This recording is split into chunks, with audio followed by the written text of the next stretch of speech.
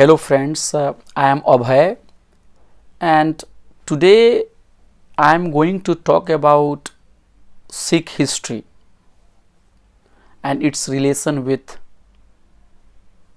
Mughal Empire.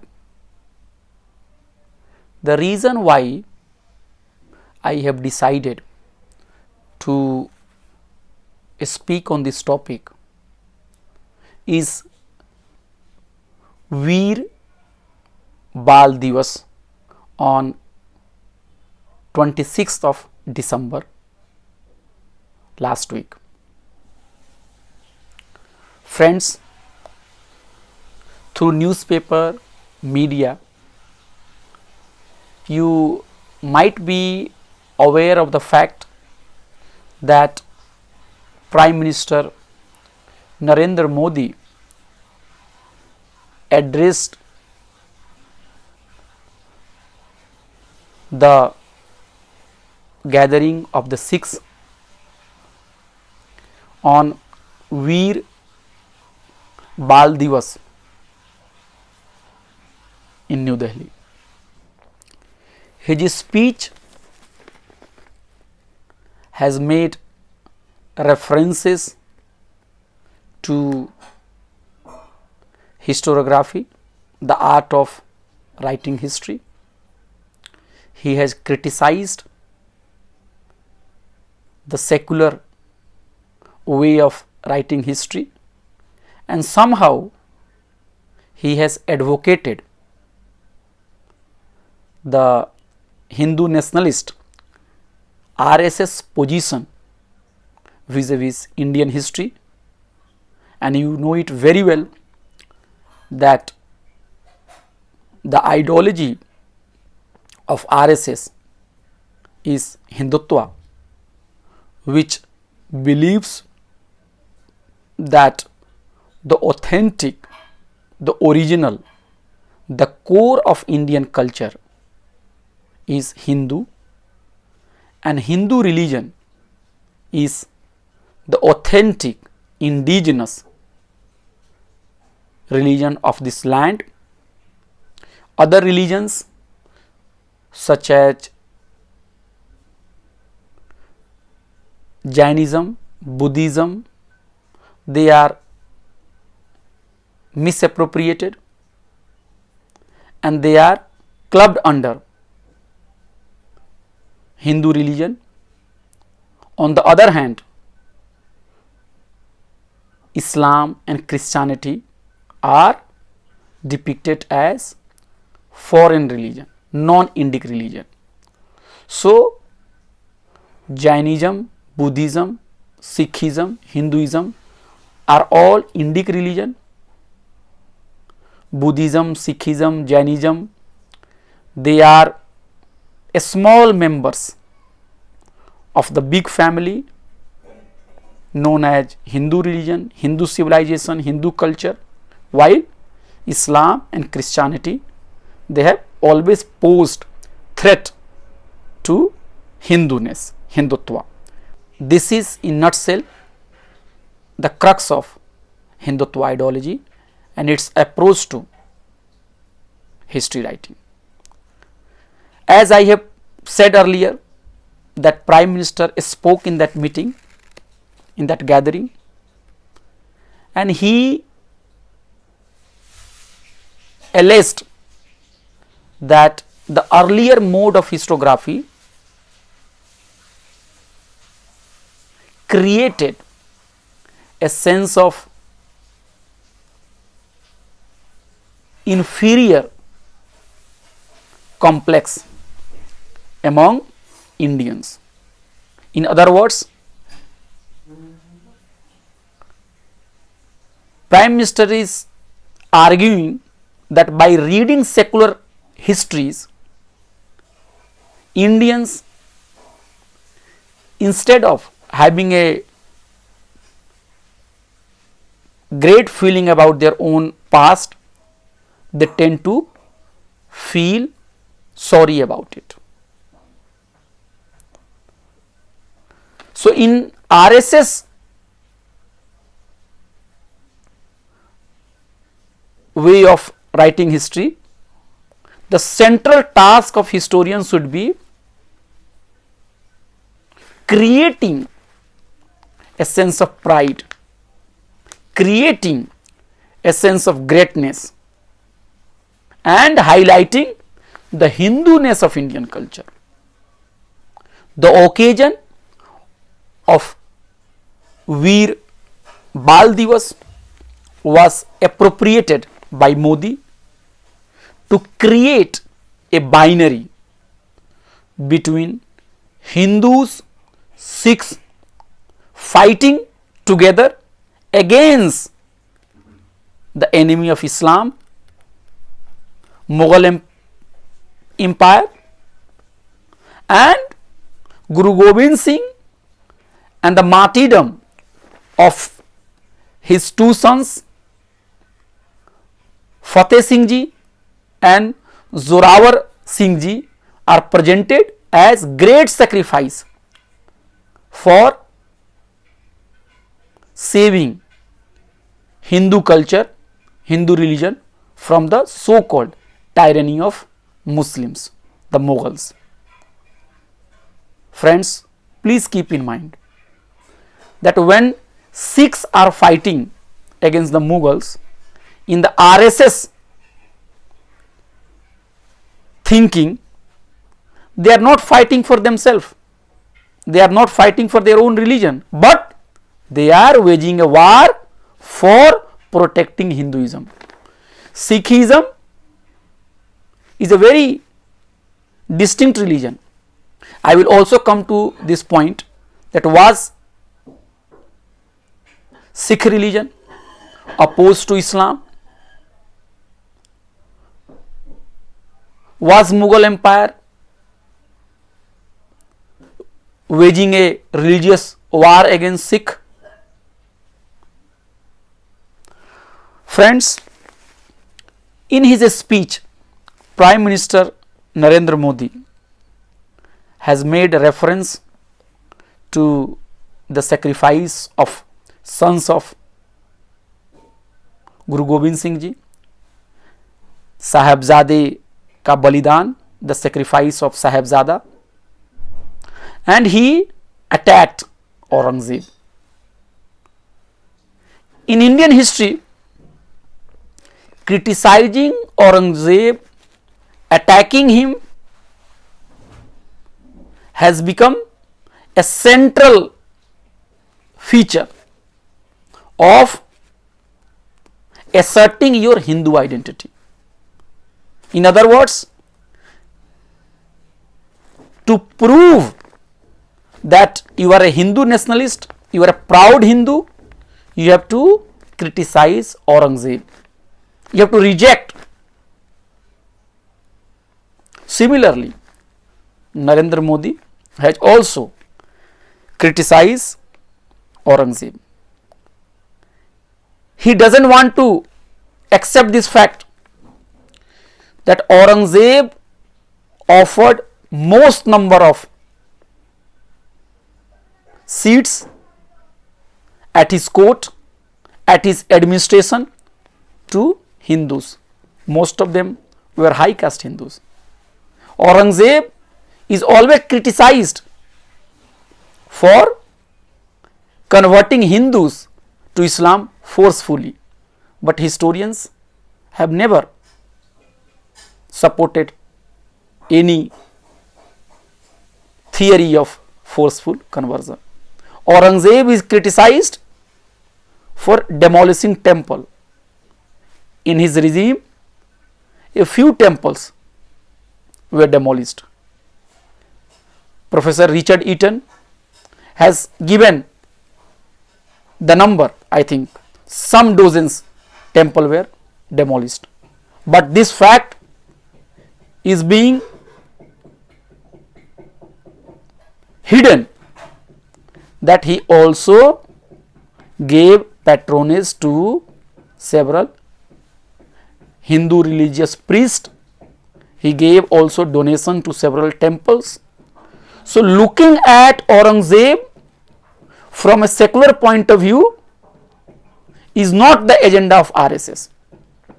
RSS by criticizing Aurangzeb is basically creating a discourse of anti-Muslim agenda. RSS by criticizing Aurangzeb is basically targeting Indian Muslims, and Prime Minister Narendra Modi has also done the same thing. He has attacked Aurangzeb. He even used the words Atatai. This is a Hindi word, Atatai, which may be translated as someone who has crossed all the limit of inflicting terror, doing injustice, killing people, torturing them. And he said that those terrorists, those anti-Hindus were given befitting reply by the Sikhs. The Sikhs defended Hindu culture, Hindu religion. That is also not historically correct. Prime Minister has also used the word Darindagi. That means that the Mughals were fighting like beasts. They were killing mercilessly Sikhs and Hindus. So the whole agenda of Prime Minister, who is unmindful of the fact that he is holding a constitutional post, was to create communal divide. He was trying to decide on national heroes as per religious consideration. Sikhs, Hindus who fought against the Mughal Empire were projected as national heroes, while Muslims, rulers, were painted as, demonized as villain. This is old RSS historiography, that they are desperate to create a binary that Hindus are being attacked by Muslims. The medieval rulers who were Muslims attacked Hindu religion, Hindus. That is not true. Historians have shown that religious texts of Hindus were translated, patronage were given, culture flourished, composite architecture developed, and even the elites among the Hindus were given high post by Muslim rulers. While the economic history would give you the bitter truth that rulers always suppressed peasants, workers, irrespective of their religion. So even during Mughal period, Muslim peasants, Hindu peasants, Sikh peasants, they were forced to give huge tax, they were tortured. On the other hand, the high caste Hindus were given high post by the Muslim rulers. So basically, the fight among political leaders having different faiths for their own political interest are being projected as national fight. A fight for liberation of Hindus, a fight which was waged by the fanatic Muslims. That is communal history.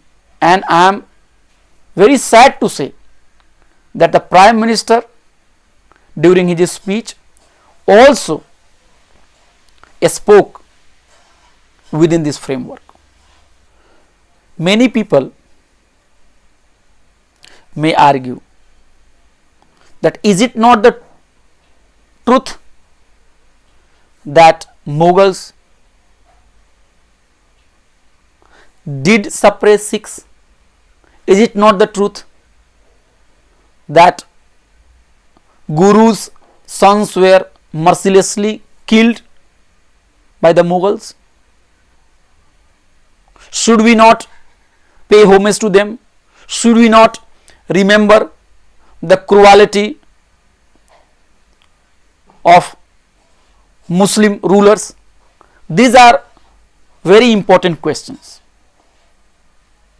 But my submission is that while going back to past, while interpreting history, we should never look at political battles, battles for power from religious point of view. It is a fact that there are periods and phases of cooperations and conflict between Sikh rulers and Gurus and Muslim rulers and the Mughals. But there were also moments of cooperation and conflict. Those cooperation and those conflicts should be analyzed from political, social and economic point of view. If we try to analyze them like RSS does from religious point of view, then the unity of this country will be threatened. The harmony of the society will be broken. So it is the duty of progressive secular people to criticize communal historiography, to speak against historical approach that is creating hatred, and speak for secular progressive history. Let me go back to medieval history and examine the claim by the communalist forces that Hindus and Sikhs were fighting together against the tyrant Muslim rulers. How far this claim is correct? So here I would be talking about Sikhism and Islam, the fight between Sikh rulers and Gurus and Mughal empires, and we should see it. We should talk about facts. How far those fights were religious. Historians like Satish Chandra, R.P. Tripathi, they have shown in their work that those fights were not religious and they were inconsequential in nature. They were not big. While they have highlighted the moments of conflicts, they have also shown vividly with all evidence and records that there were also moments of cooperation between Sikhs and the Mughal rulers. So let me begin with the teachings of Guru Nanak. We all know that the founder of Sikhism is Guru Nanak. However, Guru Nanak ji did not start a new religion in his life. After his death, a new religion, a new creed, a new faith emerged. So, who was Guru Nanak? Guru Nanak was a Khatri. He was born in 1469 in Nanaka. At that time, the place was known as Talwandi village. So, Guru Nanak ji was born in a Khatri family. and from the teaching of Guru Nanak, the Sikh religion is derived. Guru Nanak ji was trained in Persian and he preferred the company of religious leaders, sons, sadhus. Guru Nanak ji composed hymns and he sang them to the accompaniment of rabab. And let me also acknowledge that my understanding, my facts are based on the work of eminent historian Satish Chandra. Kabir and Guru Nanak ji were very important personalities, religious reformers, social reformers of his time.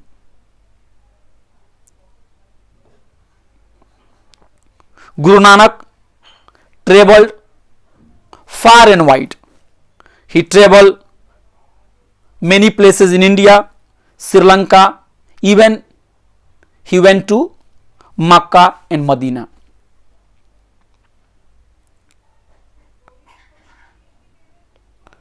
And before his death, he died in fact in 1538. Before his death, he got a large number of followers. So Guru Nanak ji is traveling, experiencing the world. He is pained by social inequality. He is pained by the practices of useless rituals, and he is criticizing social ills, the corruption in religion, and the basic message of Kabir ji and also Guru Nanak is that rituals, pomp and show, superstition, these are not fundamentals of religion. Guru Nanak ji is a supporter of middle path. He is saying follow middle path, and his argument is that a spiritual life can be attained by leading a household life. In other words, in simple words, if somebody is leading a simple life, if somebody is doing household work, if that person follows true guidance, he can attain a spiritual life. So this was the basic teaching of Guru Nanak. Guru Nanak ji and Kabir, why they are important, and that part communal forces do not want to highlight. They are important because Kabir and Guru Nanak ji tried to bridge a gap between Hindus and Muslims. And the ideas of Guru Nanak ji were very influential. Even historians argue that religious policies of Akbar were also influenced by Guru Nanak ji.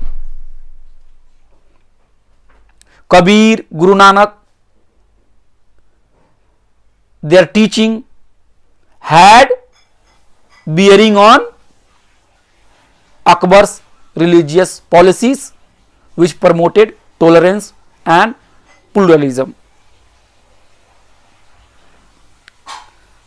We know it very well that the basic teaching of Guru Nanak ji, Sikhism, is worshipping one God. Worshipping one God. And worshipping one God is very close to Islamic teaching of Tawheed. God is one. La ilaha illallah. There is no God but Allah. There is one God. This is the most fundamental part of Islam according to believers. Similarly, in Sikhism also, one God is stressed. Bhoot parasti, that is idol worship, is also not permitted in Sikhism. And in this way, Sikhism is very close to Islam. In Islam, there is no space for, there is no permission for idol worship. Purity of character, conduct are very important, are precondition for approaching God. This is also very close to the teaching of Islam, that the white are not superior over the black. The Prophet said in his last teaching. Nor are Arabs superior over non-Arabs. If somebody who deserves to be called great, that greatness is determined by piety. So if you are pious, if you have good conduct, that will be the determining factor that you are great, not your race, your caste, your religion, your color, your gender. Similarly, in Sikhism also, Guru Nanak ji is saying that the good conduct, purity of character, they are very important. Without them, you cannot reach God. Friends, the reason why I am comparing the teaching of Islam and Sikhism is to highlight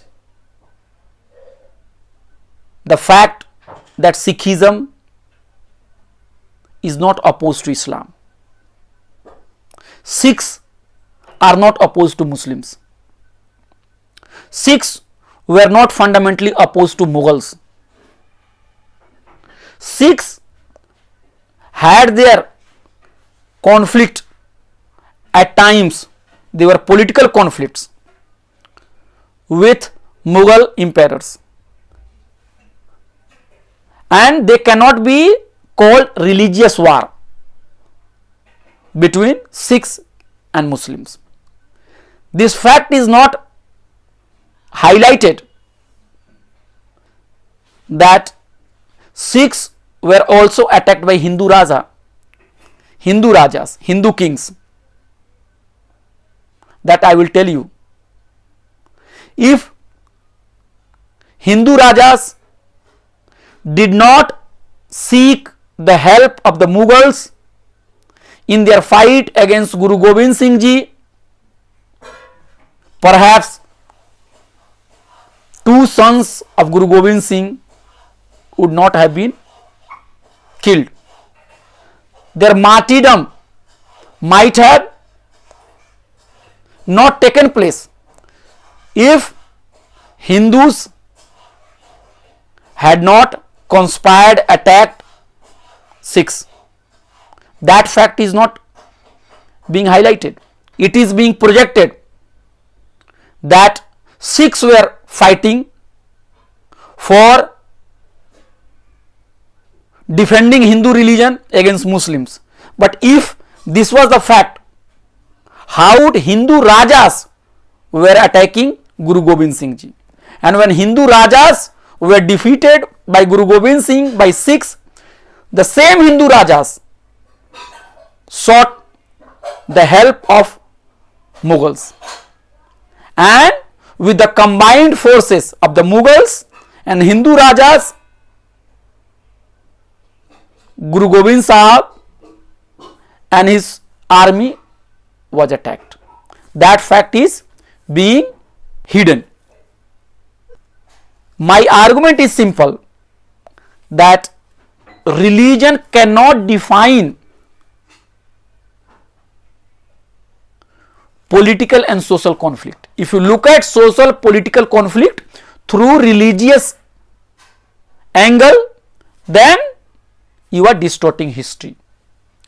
If religion is everything, then what explains the fight between two brothers, Aurangzeb and Dara Shikoh?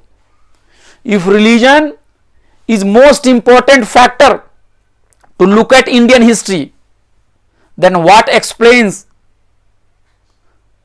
the fact that one Hindu Raja has conspired against another Hindu Raja, and one Hindu Raja king has taken support of Muslim rulers? So a Hindu king is seeking support of a Muslim ruler, Muslim king, to attack a Hindu ruler. When Dara Shikoh and Aurangzeb were fighting, some Hindus were supporting Dara Shikoh and some were supporting Aurangzeb. Then I am asking this question: can we say that those Hindus who were supporting Aurangzeb were anti-national? Can we say that those Hindus who were supporting Dara Shikoh, they are nationalist? No. They were into political battle. They were fighting for their own political survival. And political fight should be explained through political, social and economic lens. They should not be explained through religious lens. And RSS is making this mistake. It wants to explain everything from religious point of view. It is eager to project that Indian history is nothing but a history of conflict between Hindus and Muslims. But the reality is that majority of Hindus and Muslims, they lived in peace. The communalism as a phenomena emerged in modern time. If there were conflicts between Hindu Raja and Hindu kings and Muslim rulers, they were political. They were not fights between Hinduism and Islam. In medieval time, Islam did not spread on the basis of force, on the basis of sword. There are different theories about conversion, but the sword theory is the weakest. Friends, we have to keep in mind that after Guru Nanak ji, there were 4 Gurus, and the early 4 Gurus stressed meditation and scholarship. The 5th Guru, Arjun Das ji, completed the compilation of the Sikh scripture Adi Granth or Granth Sahib. So Sikh religion is also evolving. Sikh religion is also changing. Now Sikh religion has got its own holy book, Granth Sahib. The fifth Guru, Guru Arjan Ji, had said that Guru should lead the spiritual as well as the worldly life. Guru Arjan Das Ji got lofty building built, fort was made, horses were kept in Amritsar, and he also started collecting offerings, perhaps one tenth, to promote movement. So you could see it here that the four Gurus were more into a spiritual world, they were into a scholarship and learning.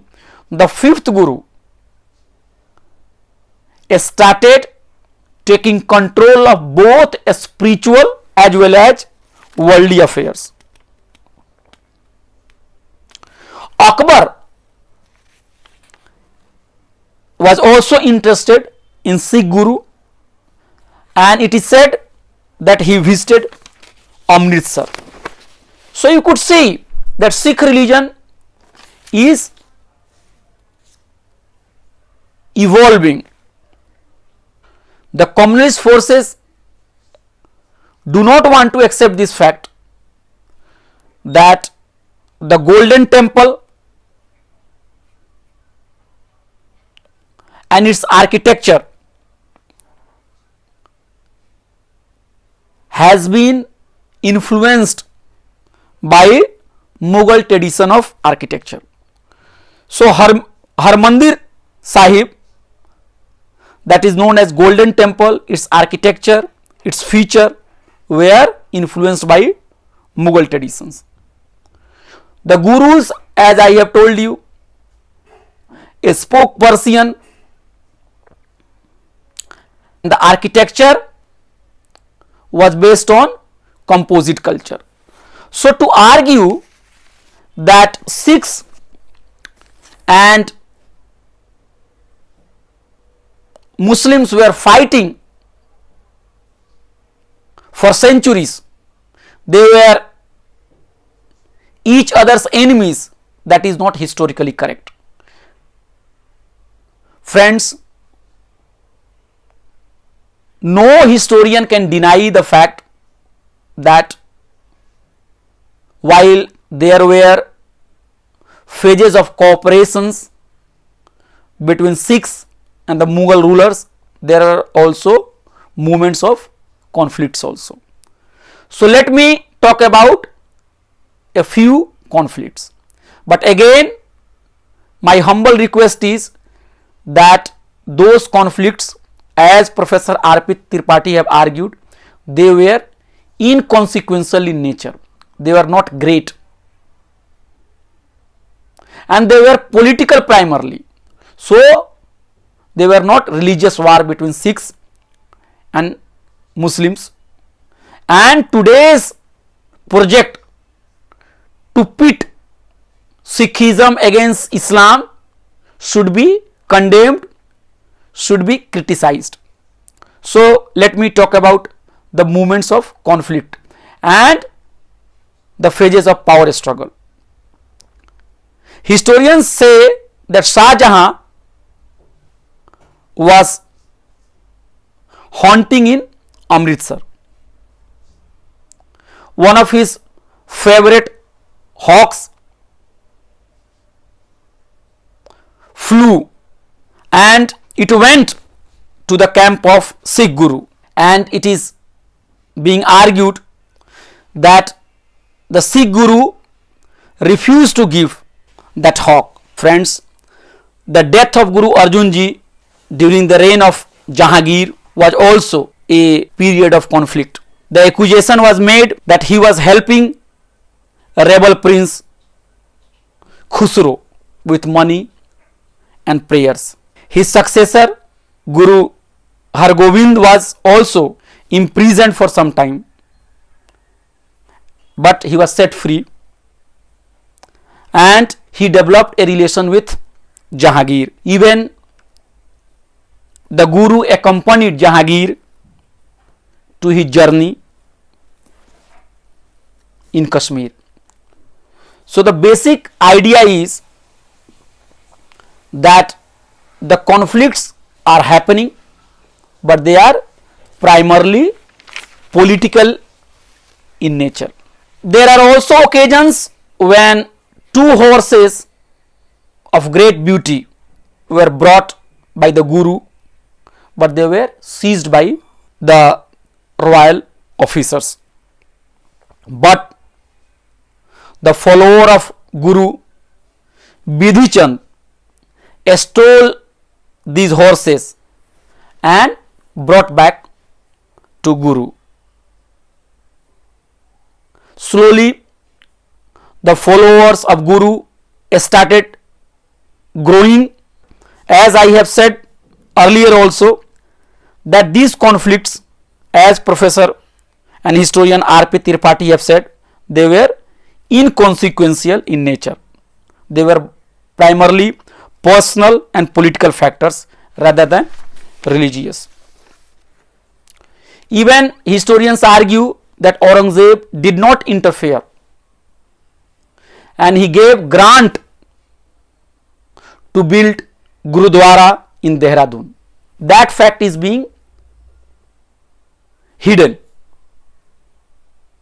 Aurangzeb is being accused of attacking, but when he is giving donation for building Gurudwara in Dehradun, that fact is not highlighted by communist forces. Historians argue that these fights were primarily non-religious. This fact is also not being highlighted, that Aurangzeb tried to engage with Ram Rai, the elder son of Guru Har Rai, at his court. Aurangzeb was aware of the growing power of Sikh, and he wanted to have some kind of reconciliation. Guru Har Rai became unhappy with his son Ram Rai, and he made his younger son the successor. So Harkishan Singh Ji, who was 6-year-old, became the successor of Har Rai Ji, because Har Rai Ji was displeased with Ram Rai, who was being engaged by Aurangzeb. Harkishan Ji died soon, and he was succeeded by Guru Tegh Bahadur. Ram Rai put forward his claim to accession. So you could see here also that there is also a case of rivalry for power within the Sikh community also, and they were somehow seeking support of the Mughals. In 1675, Guru Tegh Bahadur, who succeeded Harkishan Ji, who was made successor by Guru Har Rai, who became displeased with Ram Rai because he engaged with Aurangzeb. The same Guru Tegh Bahadur Ji was brought to Delhi from his headquarters with his 5 followers in 1675. Accusations were made against him, and Guru Tegh Bahadur Ji was asked to give up his religion, which he refused, and he was beheaded as a punishment. So the killing of Guru Tegh Bahadur Ji, which seems that it was a religious war, is also being caused by political rivalry. Guru Tegh Bahadur Ji's son succeeded him and he was known as Guru Gobind Singh Ji. Guru Gobind Singh Ji is the last Guru of Sikh religion, and he gave up his life in organizing the Sikhs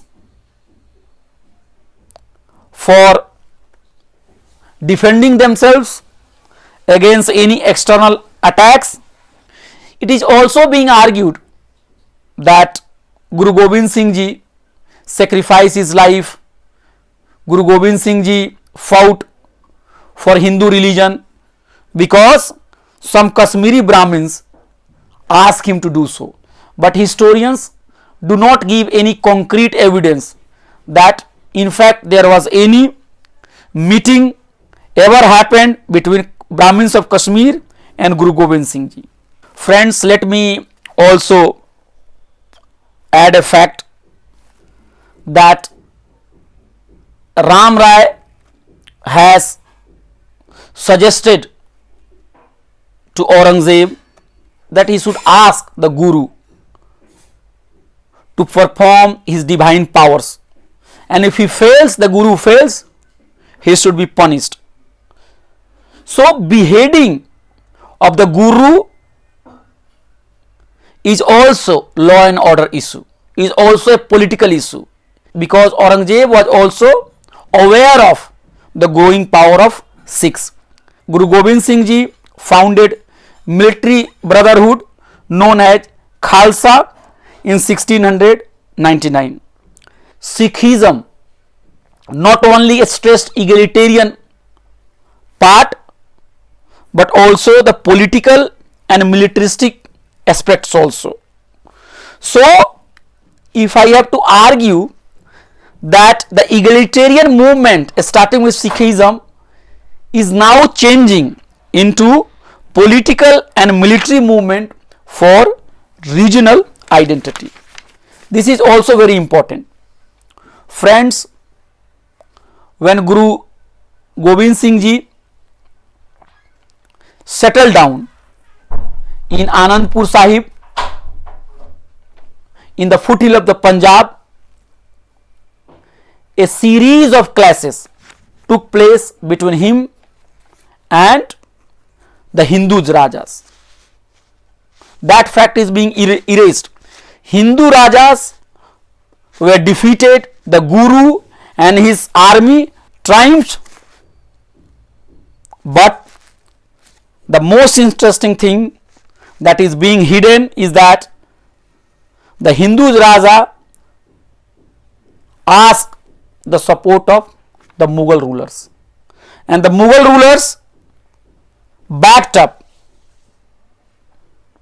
the Hindu Rajas, and the combined forces of Hindu Rajas attacked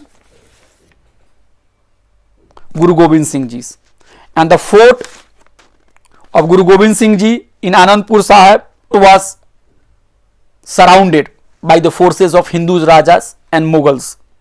When the Guru had little options, he tried to open the gate of the fort on these conditions that the safe passage would be given to Guru. But while the Guru was crossing and leaving the fort, the Mughal general Wazir Khan attacked, and two sons of Guru Gobind Singh Ji was killed. And historians have argued that even the killing of the sons of Guru Gobind Singh was not approved by Aurangzeb. After this bloody incident, the Guru retired to Talwandi, and after that he was not disturbed. The bloody act of Wazir Khan as historians have argued, was not done at the behest of Aurangzeb. Aurangzeb, although he was aware of the growing power of Guru and Sikhs, was not in favor of destroying Guru, but he was in favor of reconciliation. So I have tried to present here a small history of the periods of conflicts and cooperation between Sikhs and Mughal rulers. What is my conclusion? What is my summary? First, it is wrong to say that Sikhs were fighting a religious war against Muslim. Anandpur Sahib fort was attacked by Hindu Rajas. Hindu Rajas got the support of Mughals. Wazir Khan was responsible for killing the sons of Guru, and Wazir Khan was fighting along with Hindu Rajas. So Hindu Rajas' responsibility cannot be denied as far as killing of the sons of Guru Gobind Singh is concerned. So we should not try to project this fight as a fight between Sikhs and Hindus fighting together against Muslims. The reality is that it was a complex matter. In fact, Sikhs and Hindus were fighting and the Mughals were supporting the Hindus.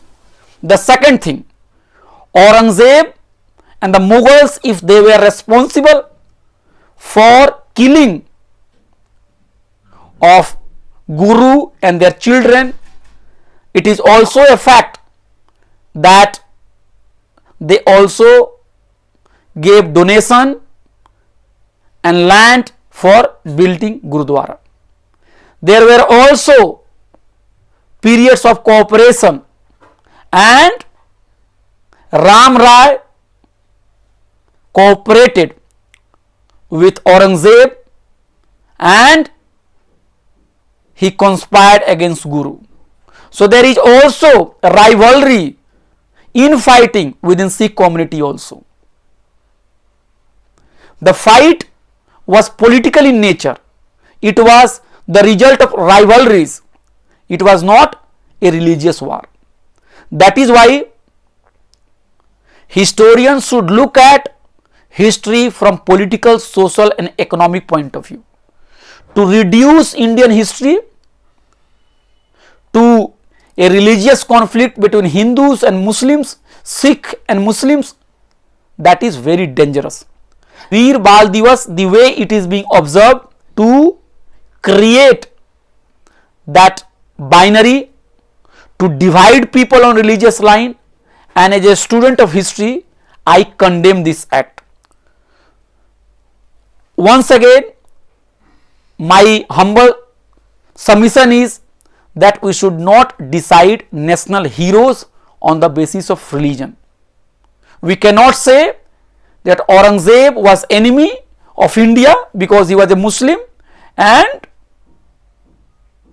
Maharana Pratap, Shivaji and others were friend of India because they were Hindus. We must oppose communal historiography and we must promote rational, secular, progressive history.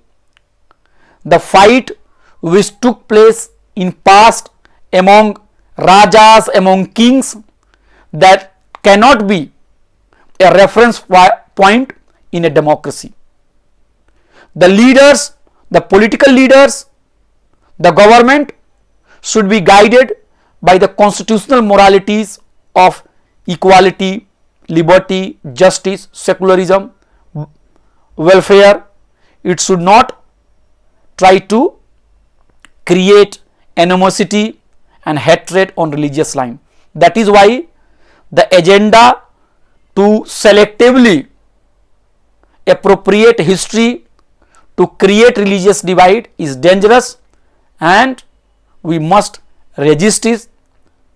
Common people must stand up, must come together to oppose communal history. This is what I have to say on this issue. Please share your views, please give your comments. If there is any error in my presentation, please write, and let's come together for upholding, for protecting the composite culture of this country. Thank you very much.